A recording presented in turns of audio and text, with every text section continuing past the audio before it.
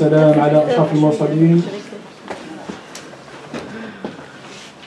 ها هو منتدى الشعب يضرب لكم موعدا آخر لمناقشة قضايا غاية في الأهمية وهي المعضلة الليبية. لا شك أن الوضع في ليبيا يحتم علينا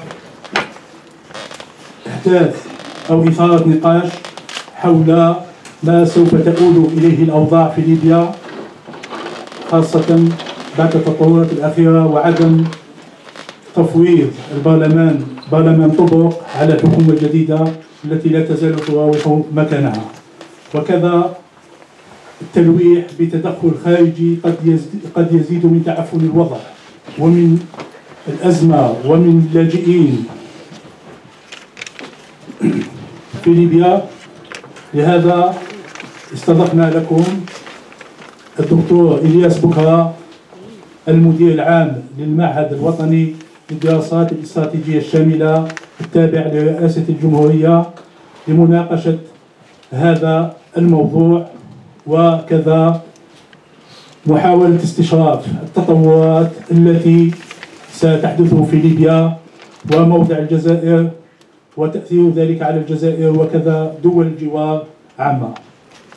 باسمكم جميعا أرحب بالدكتور إلياس بكرة في هذا النقاش، كما أرحب بكل الحاضرين معنا من إطارات المعهد الوطني للدراسات الاستراتيجية الشاملة وكذا الأساتذة الجامعيين وكذا كل الباحثين والمهتمين والزملاء والإخوة من الأسرة الإعلامية المشكورين على مرافقة نشاط هذا المنتدى. بدون إطالة أحيل الكلمة إلى الدكتور إلياس بكرة، فليتفضل مشكورا.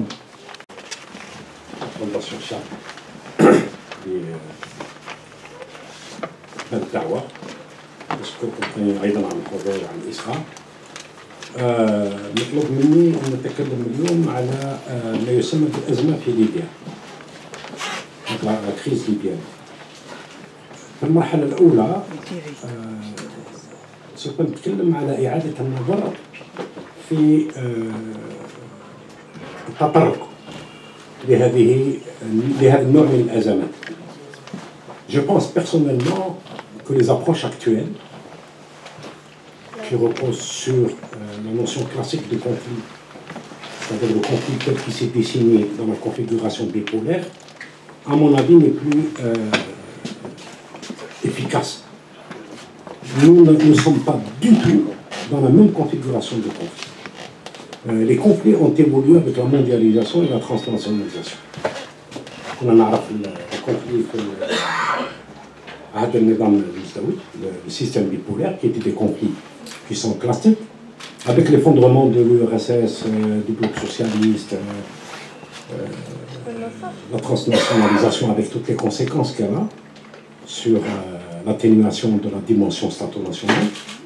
On a vu une période de transition où des types de conflits déjà différents, tels que celui que nous avons connu, qui nous a été aussi imposé pendant plus d'une décennie, alors que l'Irak va inaugurer un nouveau type de conflit. Alors, en général, il s'agit toujours de situations contrastées où se côtoient, où se mélangent à la fois une conflictualité locale, régionale et internationale. Alors, pourquoi? Parce que les sociétés arabes, les sociétés africaines, nous sommes en train de passer par des situations soumises à des contraintes d'abord internes, aspiration démocratique, aspiration de développement, aspiration à un meilleur être, etc. Et aussi à des défis d'adaptation au contexte de la mondialisation, qui sont marqués par la dérégulation, par le questionnement et la redéfinition du rôle de l'État, qui sont aussi définis par un processus de recomposition mondiale dicté par la nécessité pour l'Occident de reconstituer l'empire colonial. Donc toute la convergence de ces facteurs nous donne naissance à des conflits d'une nature inédite. Alors, à l'origine, c'est des conflits locaux qui trouvent leur cause profonde dans des dynamiques sociétale et nationale. Cependant, ces dynamiques restent toutefois extrêmement sensibles à l'influence et à l'ingérence étrangère, c'est-à-dire l'ingérence des puissances extérieures qui, elles, sont, comme je le disais, motivées principalement par le statut stratégique d'une région ou d'une sous-région riche en ressources naturelles. Alors, en raison des continuités géographiques, de la similarité des facteurs, de la convergence d'intérêts objectifs des acteurs, nous n'avons plus affaire à des conflits, mais à de véritables complexes que j'appelle complexes polymogènes, c'est-à-dire des systèmes de conflits. Alors, ces foyers de conflictualité nourrissent des dynamiques interdépendantes qui se constituent en foyers. Alors, ils sont d'abord, comme je le disais, tous les conflits, il ne faut pas se faire d'illusions. Hein. Ça veut dire qu'il ne faut pas croire que l'étranger, ou la puissance étrangère, peut tomber du ciel comme ça, d'ex nihilo, et sans relais interne, pouvoir vous déterminer ou vous détruire.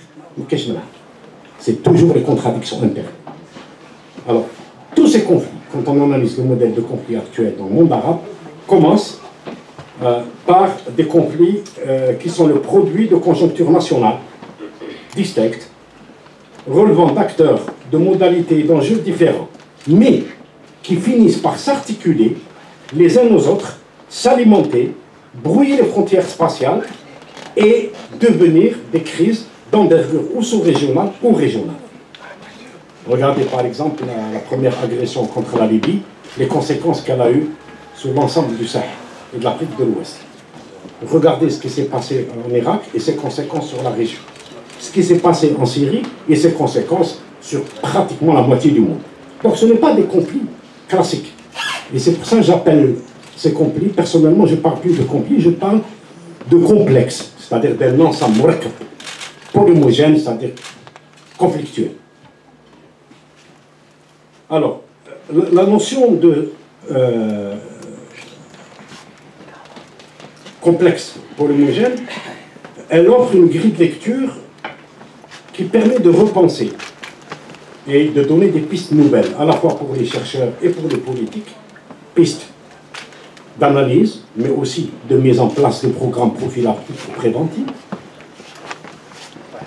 parce que ces conflits se cristallisent sur le long terme, le long des espaces transfrontaliers, dont les dynamiques intrinsèques sont des facteurs d'amplification et de diffusion. Il n'y a plus de conflit simple, et il n'y aura plus jamais de conflit simple.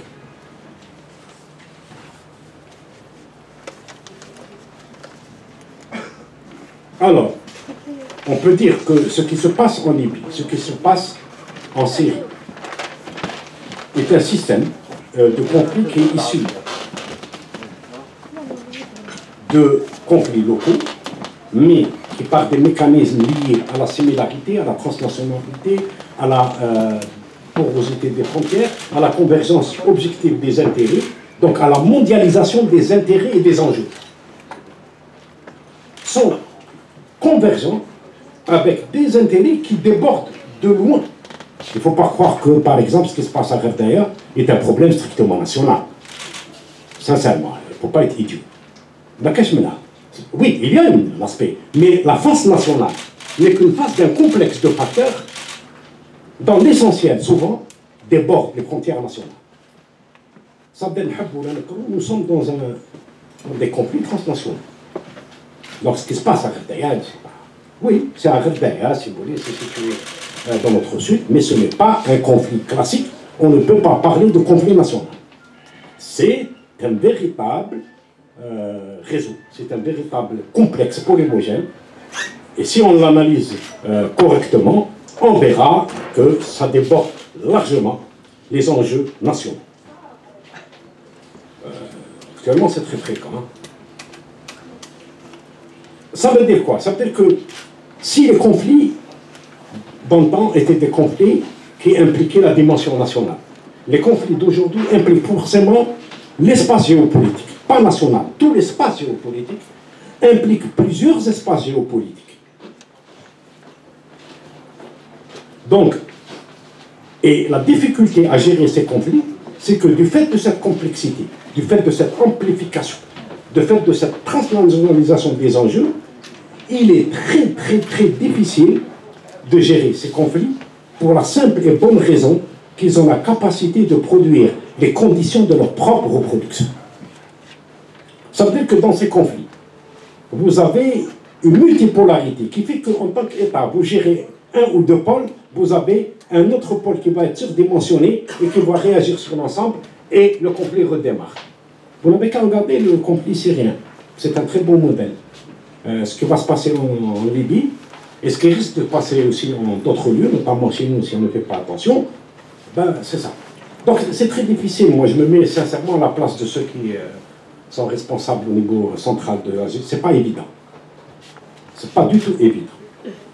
Alors par exemple, si je prends le monde arabe, pour situer ensuite notre conflit libyen.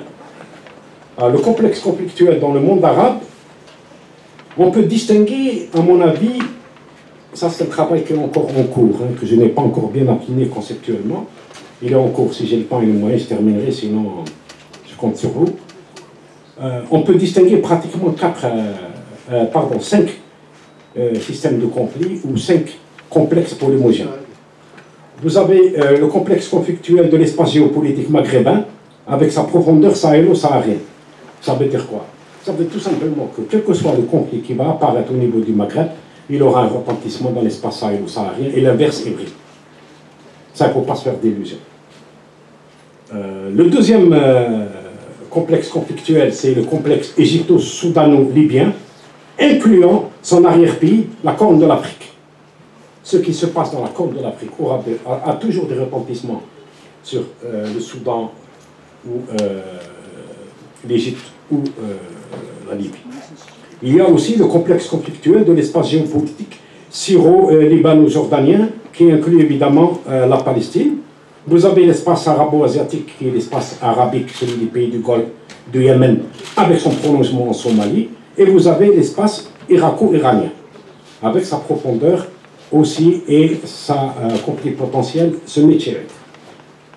Alors, cet ensemble, qui est l'ensemble du monde arabe, qui est un ensemble géostratégique, tout en étant divisé en 4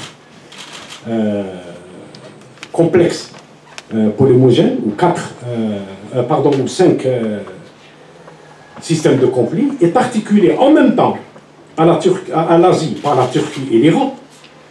Ça veut dire que n'importe quel conflit dans ce monde-là va inclure d'une façon ou d'une autre l'Iran ou la Turquie. Ça veut dire quoi?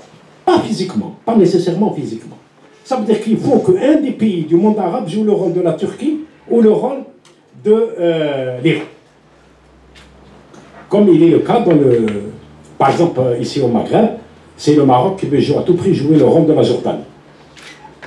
Ça aussi, il faut en tenir compte quand vous avez un conflit national. Si vous analysez en termes que je développe, il faut en tenir compte. Il est aussi articulé à l'Europe par la Méditerranée et le Maghreb. La preuve, c'est que tous ces conflits, le retentissement au niveau des flux de réfugiés se fait jusqu'en Europe centrale. C'est un phénomène inédit. Et il est articulé à l'Afrique par l'Éthiopie et le Maghreb. Alors, maintenant, le conflit, la centralité du conflit libyen dans ces espaces. Alors, on constate que la Libye est au centre de 2 grands complexes conflictuels. Celui que j'ai appelé l'espace maghrébin avec sa profondeur stratégique sahélo-saharienne, et celui que j'ai appelé égypto-soudanais avec son arrière-pays, la Corne de l'Afrique. Alors, les pays du Maghreb, l'Afrique de l'Ouest, l'Égypte et le Soudan, pour le cas de la Libye, doivent constituer l'unité d'analyse de base.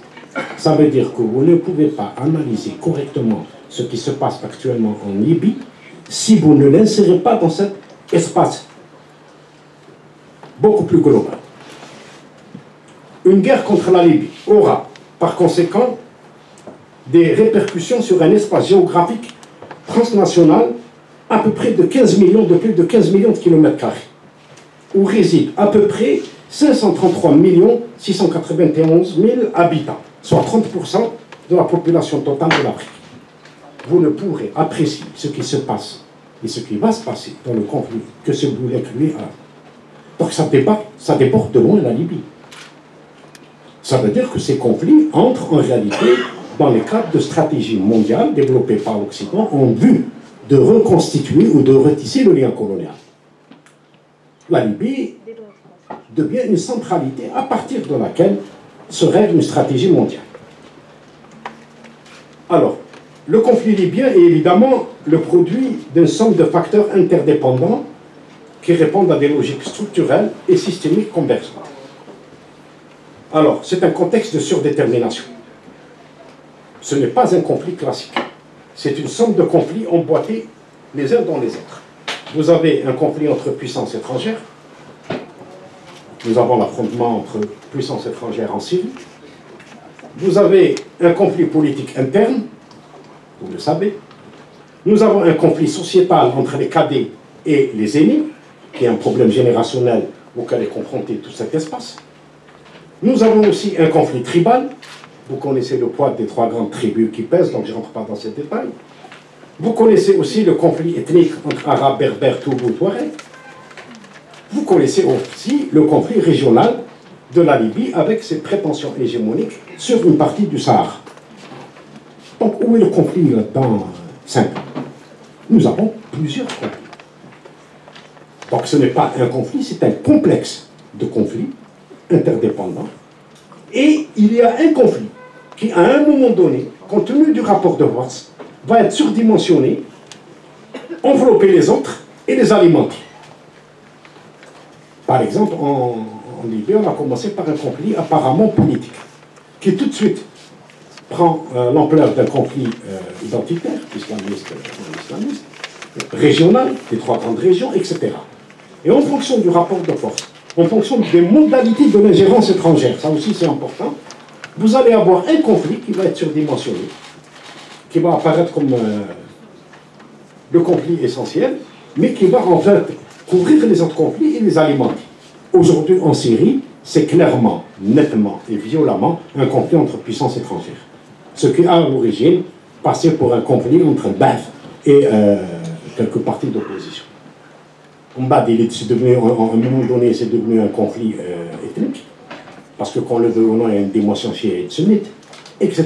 etc. Aujourd'hui, la dimension, le conflit qui est surdimensionné, qui prend de l'ampleur, c'est le conflit entre la Russie et l'Occident. Donc, il faut faire très attention et ne pas simplifier les choses.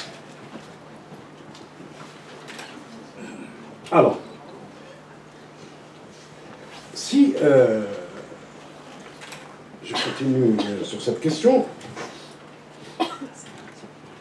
donc, le monde arabe, on peut dire aujourd'hui, est un espace, un des rares espaces historiques qui a une profondeur, un des rares espaces géostratégiques qui a une profondeur historique, ça c'est important, c'est encore toute la civilisation islamique, je ne dis pas arabe, je dis islamique, je sais ce que je dis, ensuite islamo-arabe, ensuite berbéro-islamo-arabe, etc. Donc, il y a une profondeur historique, chose qu'on ne trouve pas partout.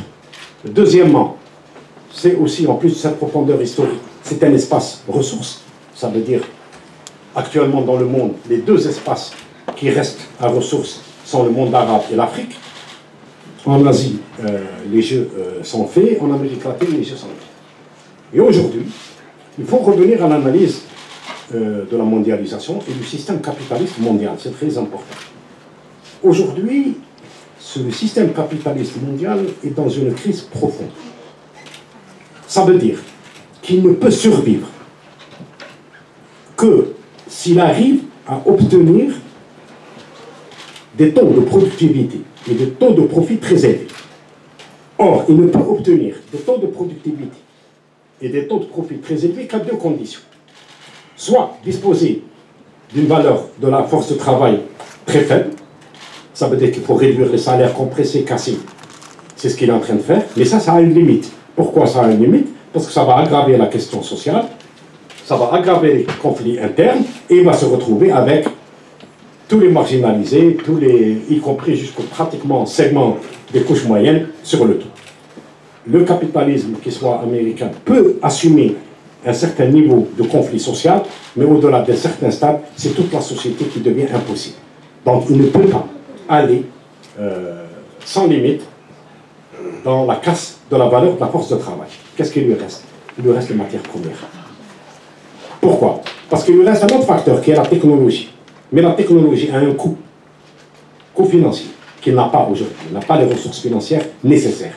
Il lui reste un seul facteur qui peut assurer, qui peut l'aider à sortir du service de réanimation et de reprendre vie en tant que puissance hégémonique, c'est avoir des matières premières à très faible coût. Or, comment on peut avoir des matières premières à très faible coût? Certainement pas en négociant avec des États-nations puissantes. Certainement pas. Certainement pas en ayant en face des États-nations qui ont, selon ses voeux, la prétention de nationaliser et de dire nous sommes propriétaires. Certainement pas des États-nations qui sont capables de négocier en position de force le coût des matières premières.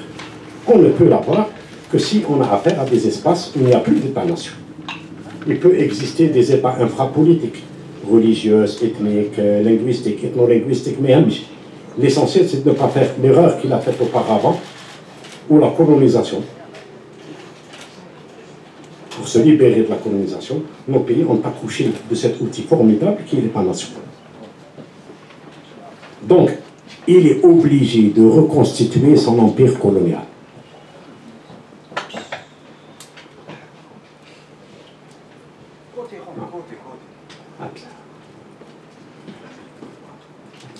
Voilà, il est obligé de reconstituer son empire colonial. Alors, reconstituer son empire colonial, c'est tout simplement casser les États-nations et opérer un nouveau redécoupage territorial. Comme je le disais, les deux régions du monde où les ressources premières, les ressources naturelles des terres jusqu'aux minerais les plus recherchés se trouvent encore dans le monde arabe et en Afrique. Ce qui explique pratiquement la généralisation des conflits dans le monde arabe et en Afrique. Si vous faites l'étude de tous les conflits dans le monde, vous verrez que la palme revient au monde arabe et à l'Afrique. Si vous faites l'étude des conflits de ces dernières décennies en Afrique, c'est effrayant. Et on se pose même la question, mais je vais. Donc, c'est dans cette logique-là qu'il faut penser. Alors, il y a les facteurs internes, malheureusement, je ne peux pas m'étaler, j'en ai parlé. Il y a les facteurs externes, c'est cette crise du capitalisme, qui est une crise profonde. Parce que le capitalisme a commis son erreur la plus stratégique, c'est de s'être débarrassé du socialisme, de s'être débarrassé du bloc de l'Est. Ça lui a posé un problème économique, un problème identitaire, un problème géostratégique et un problème de définition. Donc c'est un gros problème. Et il a besoin aujourd'hui de reconstituer ce lien colonial qui est fondamental. Alors maintenant la Libye. La Libye, ce n'est pas la peine de s'étendre. Vous savez que c'est un espace à ressources. Vous savez que c'est un grand producteur pétrolier, des moyens gigantesques. Et puis, ma foi, vous savez très bien que ce n'est pas la première agression contre la Libye. Vous connaissez tous la première intervention militaire en Libye a eu lieu déjà en 2011. Vous connaissez tous la résolution de l'ONU qui a institué sous le nom Code américain Unified Protector qui a mis en place un embargo à destination. Alors comment ça s'est passé en Libye? En Libye c'est intéressant, il faut bien l'étudier parce que ça va devenir un modèle pour les Occidentaux. On a d'abord connu une phase d'affrontement. On frappe. On met le régime sur la défensive. Ensuite, on rentre dans une deuxième phase, qui est que j'appelle la domestication. C'est-à-dire que pendant cette deuxième phase, par le biais de moyens tels que l'embargo, les pressions, etc., on va domestiquer le régime et l'obliger à rentrer, comme on dit, à saf. Alors vous savez que Kadhafi a fait l'objet de tellement de pressions qu'il a été obligé de reconnaître l'attentat de Lockerbie, de livrer les hommes, Il a donné tous les renseignements nécessaires sur les groupes armés qu'il finançait en Europe. Bref, il s'est, si vous voulez, entre guillemets, normalisé. D'accord, ça c'est la deuxième étape. Vous n'avez qu'à voir les visites très fastueuses du défunt Kadhafi en France, en Europe, alors qu'à un moment donné, il était déclaré pestiféré. Donc là, vous allez avoir une phase de domestication où on va domestiquer le régime à coup de pression, d'embargo, discrète ou carrément avouée, à coup de pression, en utilisant les relais internes pour lui faire signifier une menace. Chez Kadhafi, à un moment donné, c'était l'islamisme et c'était aussi une région, qui était la Cyrénaïque, avec des velléités de manifestation. Là, on montre au régime qu'elle on a de quoi te contraindre. Alors là, Kadhafi a fait tout ce qu'il fallait. Il est allé jusqu'à livrer le nom des groupes armés qui l'ont aidé. Il a payé, vous savez que toutes les victimes de cette histoire, il a payé très cher par individu, il a livré des armes à lui, il a démantelé son soi-disant programme d'armement chimique, il a ouvert les portes, bref, il a fait ce qu'il fallait pour devenir ce qu'on appelle un État normal, c'est-à-dire pour eux un État non-voyou. Mais ça ne suffit pas, parce que beaucoup de gens croient que c'est courant. Quand je dis l'Occident, je ne parle pas de l'ensemble, je parle des forces qui, à l'intérieur de l'Occident, représentent des intérêts. Nous avons dans l'Occident même des alliés. Nous avons dans l'Occident même des forces politiques, sociales, intellectuelles qui sont contre cette prétention à la recolonisation du monde. Ce sont des alliés qui existent. Donc je dis Occident par commodité. Par exemple, il ne faut pas confondre, et c'est très important dans l'analyse, les néoconservateurs avec leur métastase en France, avec des courants progressistes aux États-Unis et en France qui ont tout à fait une autre vision du monde. Là aussi, il ne faut pas se tromper en faisant des confusions. D'ailleurs, eux, c'est ce qu'ils souhaitent, qu'on se trompe à tous les coups. Parce qu'ils sont spécialistes dans la création d'amalgames. Occident, impérialisme, islamisme, islamisme, terrorisme, etc. Donc, nous devons être un peu plus prudents. Donc, cette deuxième phase, elle a été menée à bien. Kadhafi pensait que c'est pas prêt. En fait, cette seconde phase consiste tout simplement à créer une stabilité qui permet aux forces internes liées aux intérêts occidentaux de se reconstituer et de se préparer à l'offensive. Ça, c'est la troisième phase. Quand, à l'intérieur, les forces, les relais intérieurs, parce qu'il n'y a pas aucune puissance étrangère ne peut vous affecter si il n'a pas à l'intérieur des relais d'exécution et de transmission. Alors ces forces, si on a le temps, on les citera. Ce sont des forces qui ont des caractéristiques objectives, etc. Mais il en est ainsi. Donc l'Occident va attendre que ces forces, ces relais internes, se reconstituent, se remembrent, se fortifient et passent à l'offensive. En fait, qu'est-ce que c'est que ce qu'on a appelé le printemps arabe? C'était le moment où ces relais de l'intérieur, d'ailleurs c'est pour ça que le conflit a d'abord des causes internes, avaient cru ou pensé avoir atteint le niveau de préparation nécessaire pour s'emparer du pouvoir. C'est pour ça que ça se déclare brusquement dans tout l'espace arabe, parce que nous sommes dans le même espace géostratégique. Nous sommes dans un espace où les forces, le niveau de maturation des forces, des consciences, le niveau de crise des États est le même. Donc ça apparaît simultanément, ça peut étonner, mais la raison est simple, c'est tout simplement, après une phase d'affrontement, le cas de l'Irak a été la phase d'affrontement, clair, net, précis. Ensuite, vous avez l'étape de domestication, le régime syrien aussi a connu une étape de domestication, le régime libyen, tous les régimes, l'Algérie, nous avons connu parce qu'on nous a aussi imposé les impératifs des institutions financières internationales. En fait, qu'est-ce que c'est que ça? C'est une étape de domestication où on prépare notre marché à s'articuler à s'insérer en tant que périphérie dans le centre capitaliste mondial. Quand les forces internes sont mûres, ils passent à l'offensive. Et la maturité de ces forces atteint le même niveau à peu près à la même période. Ensuite, ça ne suffit pas. Pourquoi? Parce que la destruction de la Libye, comme la recomposition de l'ensemble du monde arabe et du Maghreb, s'inscrit dans un plan de recomposition géopolitique de la zone MENA, imaginé par les États-Unis et Israël, et entériné par les autres puissances occidentales. Là, je vous envoie, comme on n'a pas le temps d'aller dedans, je vous réfère au livre au cœur des services spéciaux d'Alain Chouet, où il montre comment les néoconservateurs américains ont élaboré ce plan, mais les premiers à l'avoir élaboré, évidemment, c'est Israël. Il a été entériné par l'ensemble des puissances occidentales. Son objectif, c'est la reconstitution de l'espace colonial, qui nécessairement passe par la destruction des États-nations, comme socle, parce qu'ils peuvent être des socles de résistance efficaces, et par l'émergence de centralités infrapolitiques à faible capacité de résistance. Deuxièmement, le deuxième objectif, c'est d'assurer la survie éternelle et définitive d'Israël au sein de la région comme puissance hégémonique.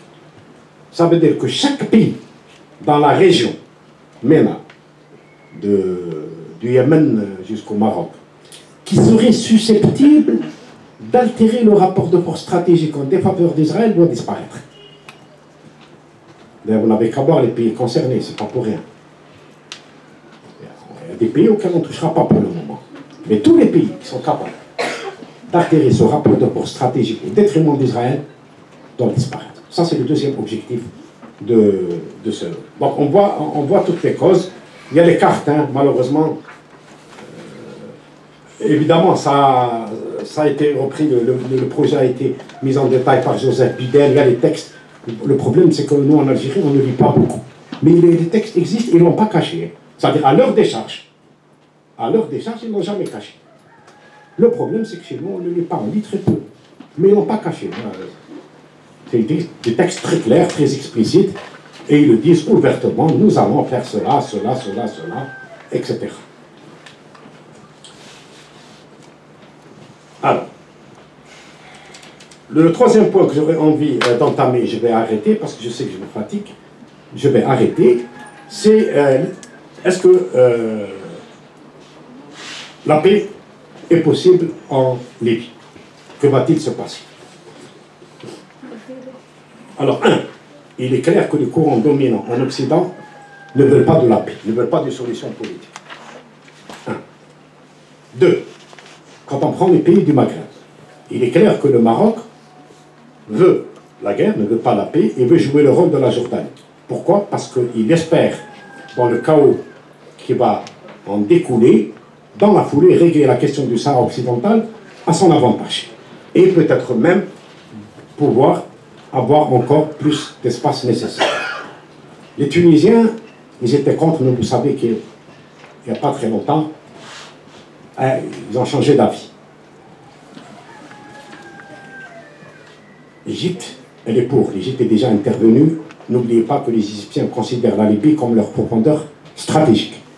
Par ailleurs, le régime égyptien maintenant n'a aucune légitimité, sinon à l'intérieur le développement économique et à l'extérieur le rôle de leader dans la lutte antiterroriste, notamment dans le monde arabo-musulman. Donc, il marche. Le Qatar, l'Arabie Saoudite, vous le savez, veulent la destruction de la Libye. D'abord parce qu'ils veulent prolonger leur survie, ils se savent en sursis.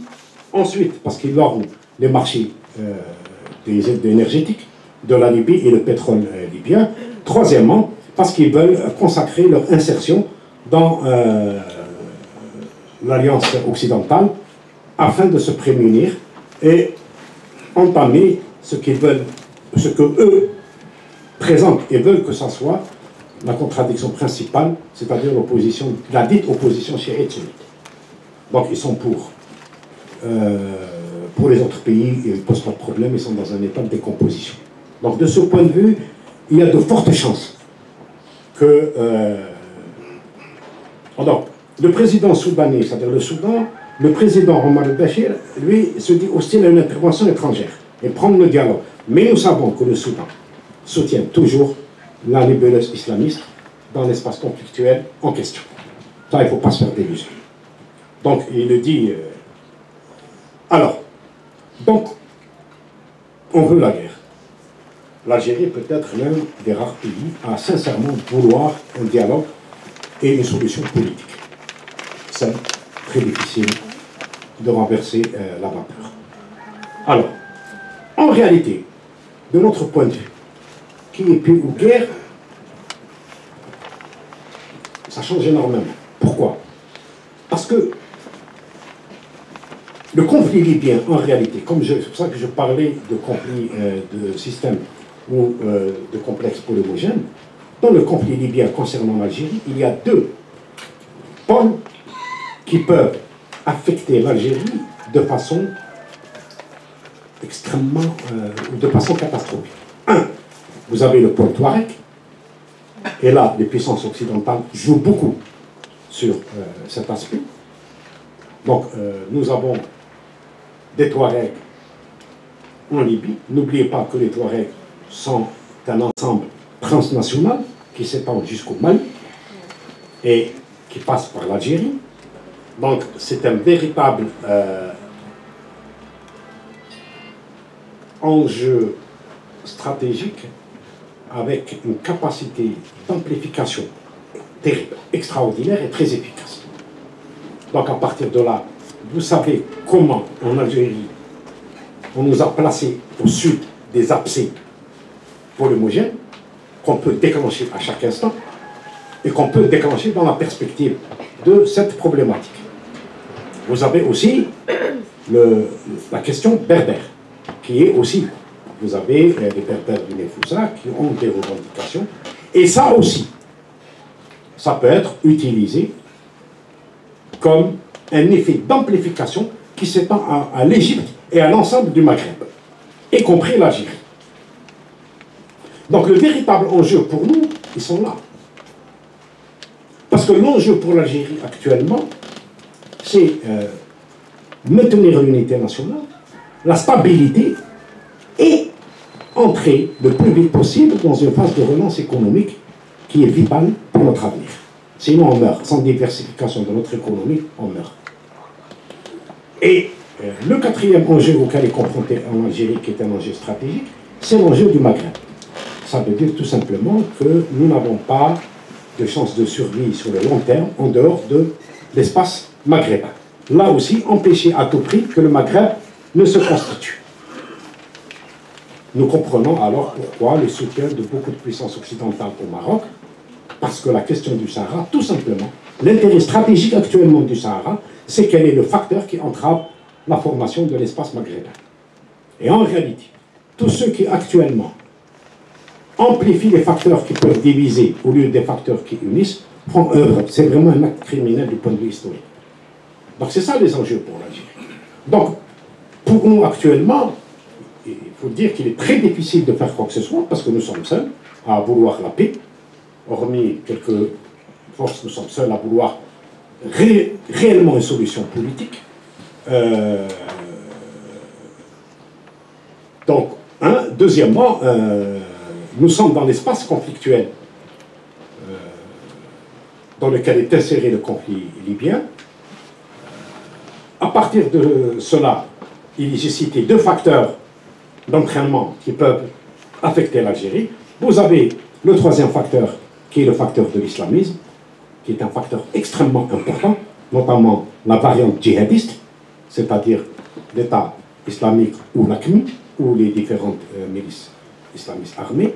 Vous avez aussi le facteur mafieux, que j'insère moi dans l'économie informelle. Le secteur de l'économie informelle est un secteur de dilution des États-nations. Et c'est pour ça que ce secteur entre dans les stratégies occidentales comme facteur qui va permettre la reconstitution du lien colonial. Parce que c'est un secteur qui est nécessairement dépendant du capital étranger.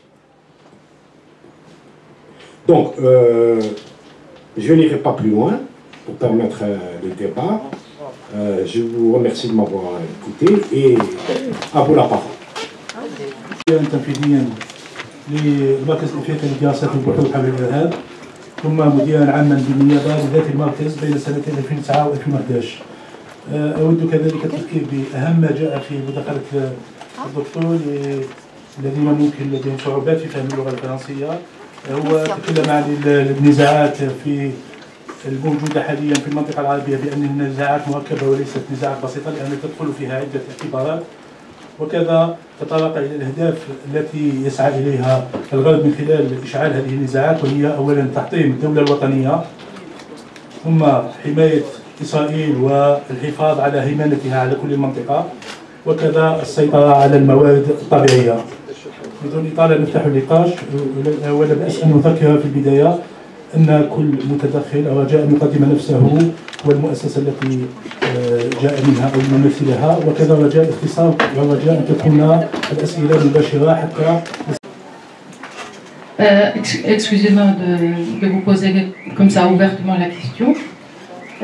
Est-ce qu'on ne pourrait pas penser que M. Boukra nous présente un scénario catastrophe, et d'une, et de deux, est-ce que M. Boukra, en tant que DG de cet institut qui fait un peu la prospective, voudrait influer sur les décisions à prendre dans un contexte, dans celui-là, que nous pouvons, et ça serait une bonne chose, que nous sommes en train de passer. Voilà, merci.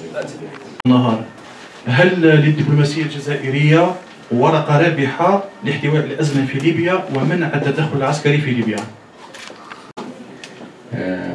من قبل قليل ذكرتم بأن النظام الدولي هو صناعة غربية، فيه قوى هي التي وضعت هذا النظام الدولي الجديد، نعرف يعني من عهد رونالد ريغان وغيره.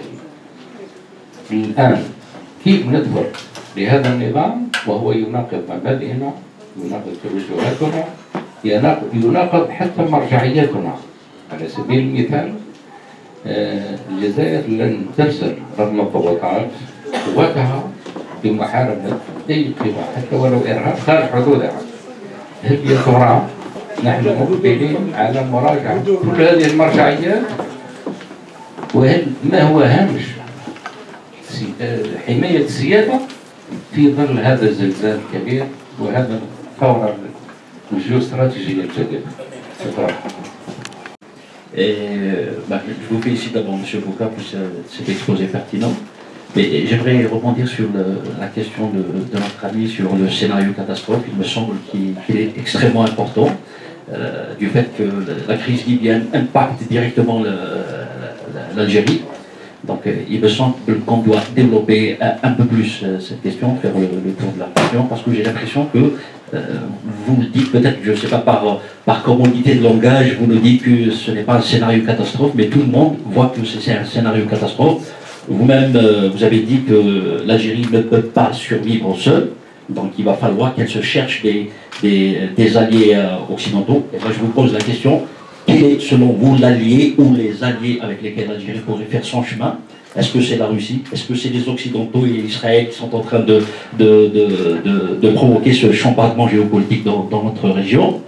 Et puis, vous avez commencé par un peu les facteurs de déstabilisation de la Libye qui sont assez justes, effectivement. Et vous avez parlé de l'approche ethnique, la question des berbères et tout. Effectivement. Oui, oui, d'accord, ok. C'est important. Oui. J'aimerais savoir, selon vous, je sais que vous avez un devoir de réserve, mais j'aimerais connaître votre position. Est-ce que vous pensez sincèrement que l'Algérie est suffisamment préparée pour faire face éventuellement à ce genre de problème? Je parle de la crise berbère, parce que vous savez comme le 12 qu'il y a un mouvement en Algérie qui s'appelle le MA, qu'il y a Rantaya et tout ça, c'est pas la peine de faire un dessin, mais c'est une question qui me semble, personnellement, elle me fait peur pour l'Algérie. Je pense que ce qu'on appelle l'unité nationale en Algérie, et si on revient à la révision de la Constitution, je pense que l'Algérie n'est pas suffisamment solidifiée. L'unité nationale n'est pas... j'ai comme l'impression que le pouvoir n'a pas pris la mesure des dangers qui guettent le pays. Et On entend beaucoup de membres, beaucoup de responsables nous parler du front intérieur, le Jabhat Dakhiliya, pour faire face aux menaces exogènes, donc externes. Mais il me semble qu'on n'a pas fait assez et on doit le faire et vite. Je vous remercie. الجزائر كما الدول هذه السابقه ولكن هذا اليوم اون با دون لوبليغاسيون دوفرير ان ديبا ناسيونال سور لا سيكوريتي الامن القومي الداخلي وتعيد الشعب تاعنا والطبقات النخبه تاعنا وطبقات كل طبقه تاع المجتمع ضد الظاهره هذه والخطر هذا اللي راه جاي من القدام وزاحف لينا وراه يمس في الحدود تاعنا الجنوبيه والشرقيه. شكرا. Sans relais nationaux. Donc ma question est de savoir. D'ingérence étrangère réussie. Oui. Yani. En effet.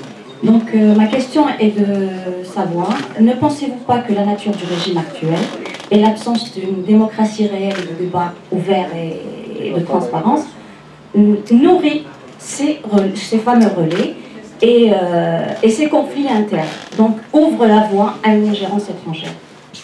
Nous avons bien vu ce qui s'est passé en Syrie et en Libye, c'est l'absence d'ouverture politique qui a permis ces ingérences. أنا عندي سؤالين دكتور فيما يتعلق بمظاهر التسلح اللي طرأت على المشهد الأمني في ليبيا الآن. أجلت أجل انتخاب الحكومة إلى الاثنين القادم في ظل التعارضات والضغوطات التي تمارس على النواب. منذ 3 أيام ظهرت مظاهر تسلح جديدة إلى المشهد الأمني وهي الميليشيات البربرية. أعلام بربرية، سيارات مدفعة يعني تحمل العلم البربري إلى غير ذلك. هل تفسرون ذلك بقرارات التي خرجت بها لقاء الصخيرات في المغرب؟ هذا سؤال. السؤال الثاني، منذ أيام قلائل السعودية وقطر طلبتا تدخل الجيش الجزائري في المعترك الأمني. والجزائر يملك عقيدة نوفمبرية بالنسبة لعدم التدخل في أي تحامي الحدود فقط دون التدخل في دول أخرى. إلى أين يكمن هذه أو هذا الراهن هذه العقيدة التي يتشبث بها المؤسسة العسكرية، هل فعلا تلتحق أم لا؟ شكرا. الجزائر دائما تنتهج سياسة الحوار باش يطبقوها بين الفرقاء الليبيين للوصول لحل سلمي. الخبراء يعتبروه بالحل الناجع. إذا تم ذلك ما مستقبل ليبيا في ظل التواجد الأجنبي؟ هذا السؤال الأول. السؤال الثاني متعلق بالإعلام بصفة عامة. هذا الإعلام لينقل مجريات الأحداث وأيضا يحللها، لكن الكثير يأملون أن يكون هذا الإعلام دور فعال في المساهمة في حل حالات الأزمات الأمنية اللي تشهد عديد الدول على غرار ليبيا. حبينا نعرف حسبكم أستاذ ما هي الآلية الواجب اتباعها لتفعيل ذلك؟ يعني ما كانش ما فيش بلد ممكن أن يستفيد من إلا إذا كان هو بنفسه خلق هذه الأزمة. يكون instrumentalisé pour ses intérêts. ولكن احنا في الجزائر ما عندناش on n'a aucun intérêt à ce que le chaos s'installe dans la région. بالعكس هذا هل ممكن أن ننسلخ من القضية الليبية؟ هذه كما حكايتي كما يقول محمد ما مشاش الجبل يجي محمد. Ça si vous voulez vous affranchir, elle est là. On ne peut pas s'affranchir de واش يقول لك جارك ولا حول باب دارك واش عديه. معناها أن القضية هذه حتى أنت تحب الملك هذا تقول أنا ما يهمنيش لا نسخ فيك. يعني غير ممكن لأي بلد يعني أن ينسلخ بهذه السهولة من ملف أو من أزمات جوارية لها صدى بعمقه. يعني حتى إذا لم نريد فالأزمة الليبية لها صدى في عمق الجزائر. واش كنا نتكلم على هذا كاع الظروف.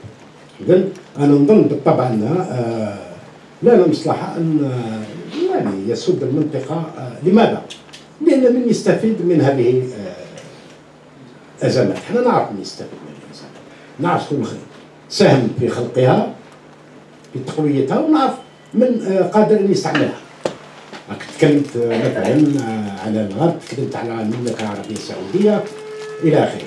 دونك كل ما يغلق الابواب امام التدخل الاجنبي بالطبع في مصلحته.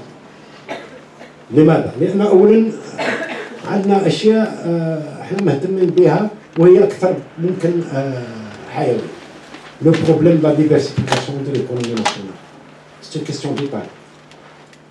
يعني كل ما يبعدنا عن هذه القضايا il y a la question de la construction nationale qui n'est pas achevée.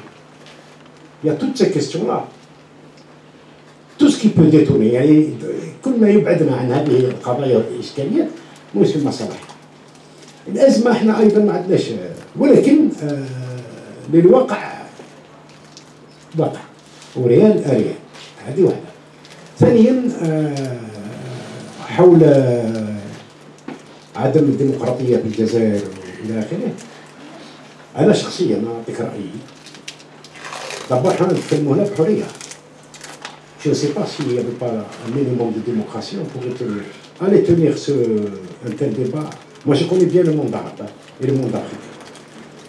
خدمت في المركز الإفريقي حول الإرهاب، سافرت في كل إفريقيا وسافرت في كل العالم العربي.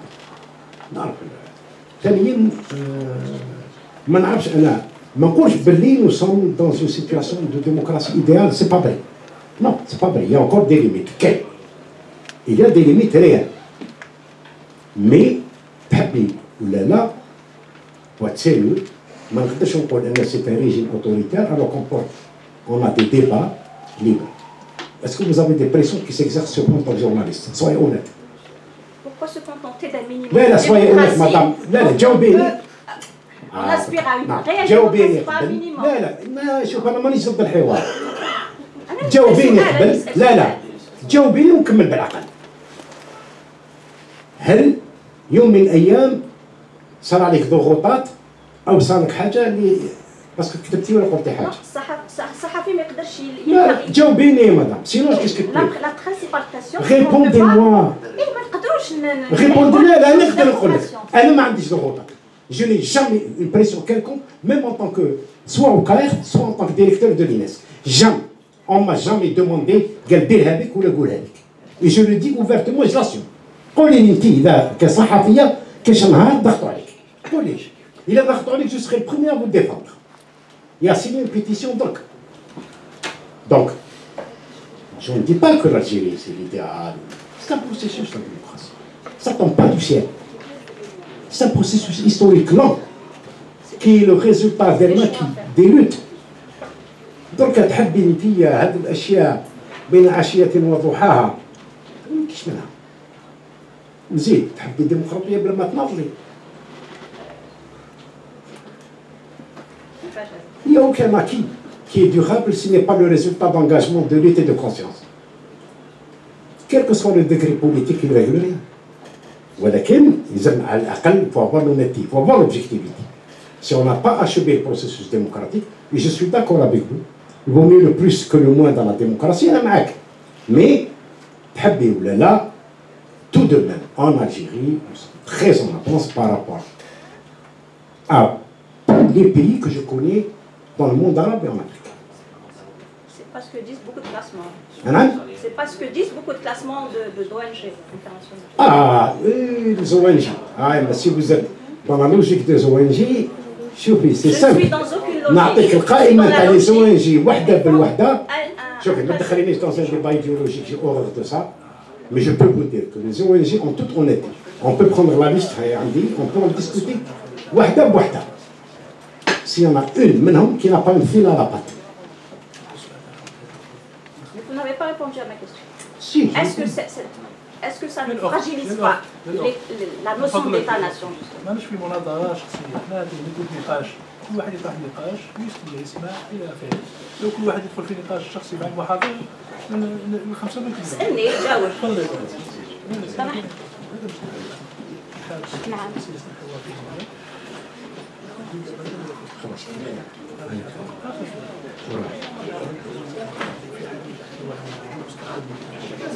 نعم.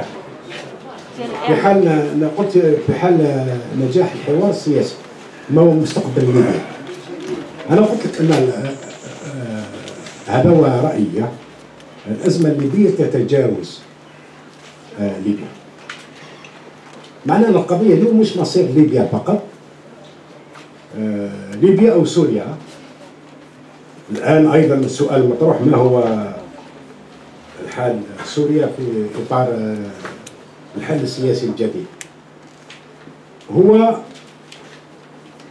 القضية هي قضية تخص كل منطقة، وإعادة تقسيم أو إعادة تركيب جيوسياسي لكل المنطقة. معنى أن السؤال المطروح مش فقط على ليبيا، هو مطروح على كل البلدان في هذه المنطقة. كما قلت دروك قال لك بلي كل البلدان اللي شاركت في الحرب تاع 67 هي في الواقع، وأنا موافق، ولكن هي أكثر من هذا. كل البلدان اللي قادرة تغير ميزان القوة الاستراتيجي ضد إسرائيل مهدد. هذه قاعدة. المشكل هو ما مصير كل هذه البلدان إذا لم ينجح الحل السياسي، وحتى إذا نجح الحل السياسي في فائدة من؟ لأنك نقول الحل السياسي، الحل في حد ذاته مش مطلق. معناها السؤال يبقى مطروح، سوف يكون حل سياسي ولكن في فائدة من؟ هذا هو السؤال. هي نظن أن ما نسميه بالقسط الأدنى بالسميك هو المحافظة على الوحدة الوطنية. هذه وحدة، هذا هو القسط الأدنى. المحافظة على الوجود القومي، سواء كان على شكل فيدرالية أو على شكل مهما كان الشكل. معناها أن ما هو المهم؟ المهم هو أن من على 50 سنة يكونوا موجودين ناس يقدروا يطلق عليهم اسم سوريين أو جزائريين أو تونسيين أو مغربيين. هذا هو سي سالونشو فقط. وشكرا. شكرا لك دكتور. كانت هذا آخر جواب لحلقة اليوم. شكرا لكم على الحضور معنا. إلى لقاء قريب إن شاء الله لمناقشة قضية الإخوان. يوم سعيد. السلام عليكم ورحمة الله.